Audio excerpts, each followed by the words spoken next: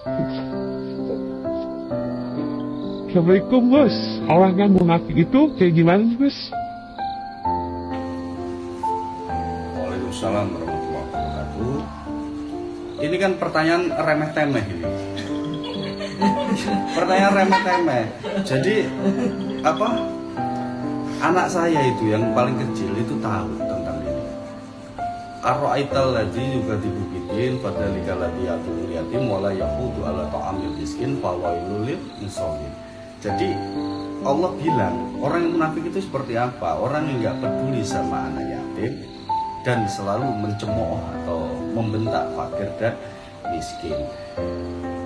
Dan celaka orang sholat, karena sholat itu penuh dengan kepura-puraan.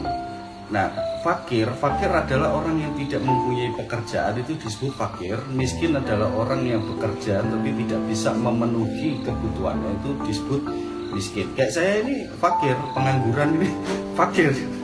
Nah, maka di sini kita harus memahami bahwa jangan seolah-olah kita tidak pernah berada di fase itu. Maka kalau kita mencemooh dan mencela fakir dan miskin, maka kita adalah orang yang munafik, karena semua orang pasti akan mengalami kejadian itu. Tapi kalau kita merasa jumawa, merasa sudah diri kita ini cukup, nah ini bahaya. Maka akhirnya kita mencemooh mereka. Nah inilah orang-orang yang munafik. Apa selanjutnya tadi? Ya, kemarin seri ngerangin tentang tumbuhan. Tumbuhan emang punya arus ya. Terus sama hewan itu emang tidak punya akal gitu ya.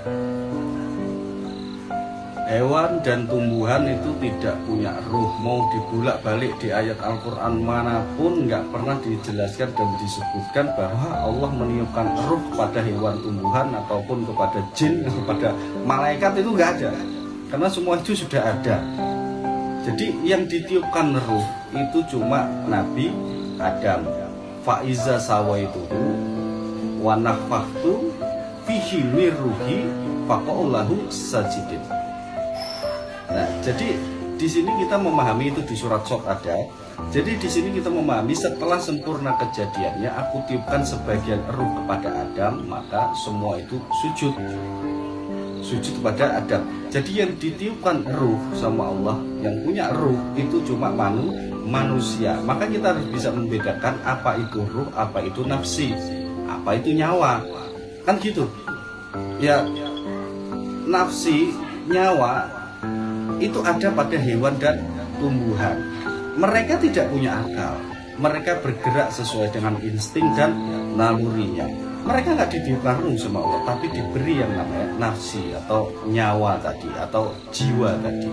Nah, tapi yang ditiupkan ruh yaitu cuma Nabi Adam. Nah, pertanyaan selanjutnya, apa itu ruh? Nah, ini cuma nantilah, itu nggak tak jawab sekarang aja, nanti saja.